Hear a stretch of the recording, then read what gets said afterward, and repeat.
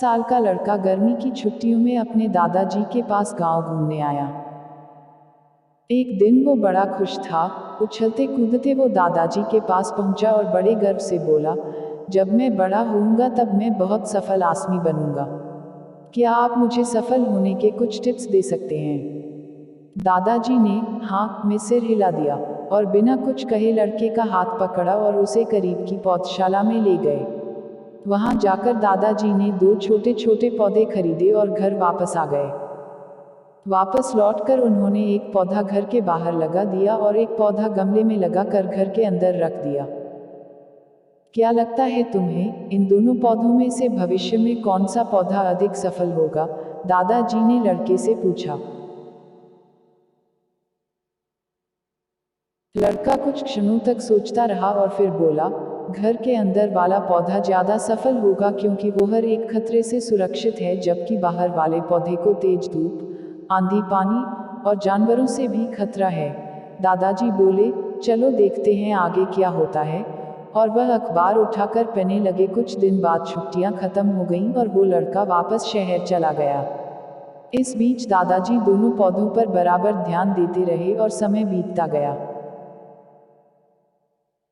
3-4 साल बाद एक बार फिर वो अपने पेरेंट्स के साथ गांव घूमने आया और अपने दादाजी को देखते ही बोला, दादाजी, पिछली बार मैं आपसे सक्सेसफुल होने के कुछ टिप्स मांगे थे पर आपने तो कुछ बताया ही नहीं, पर इस बार आपको जरूर कुछ बताना होगा। दादाजी मुस्कुराए और लड़के को उस जगह ले गए जहां उन्होंने गमले में पौधा लगाया था। अब वह पौधा एक खूबसूरत पेड़ में बदल चुका था। लड़का बोला, देखा दादाजी, मैंने कहा था ना कि ये वाला पौधा ज्यादा सफल होगा। अरे, पहले बाहर वाले पौधे का हाल भी तो देख लो। और ये कहते हुए दादाजी लड़के को बाहर ले गए। बाहर एक विशाल वृक्ष गर्व से खड़ा था। उसकी शाखाएं दूर तक फैली थीं और उसकी छांव में खड़े राहगीर आराम से बातें कर रहे थे।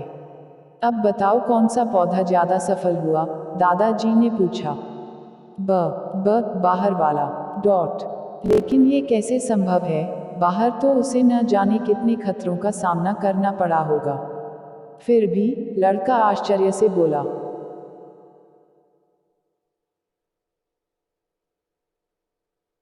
दादाजी मुस्कुराए और बोले, हाँ, लेकिन चैलेंजेस फेस करने के अपने रिवॉर्ड्स भी तो हैं। बाहर वाले पेड़ के पास आज़ादी थी कि वो अपनी जड़ें जितनी चाहे उतनी फैला ले, अपनी शाखाओं से आसमान को छू ले।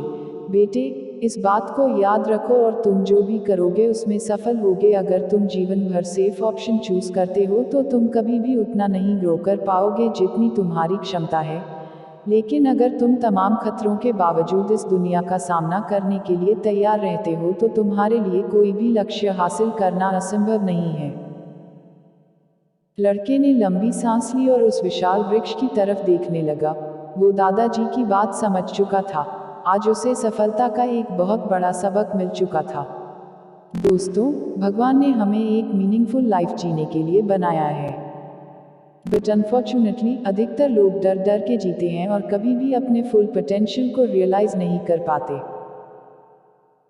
इस बेकार के डर को पीछे छोड़िए। जिंदगी जीने का असली मजा तभी है जब आप वो सब कुछ कर पाएं जो सब कुछ आप कर सकते हैं, वरना दो वक्त की रोटी का जुगाड़ तो कोई भी कर लेता है।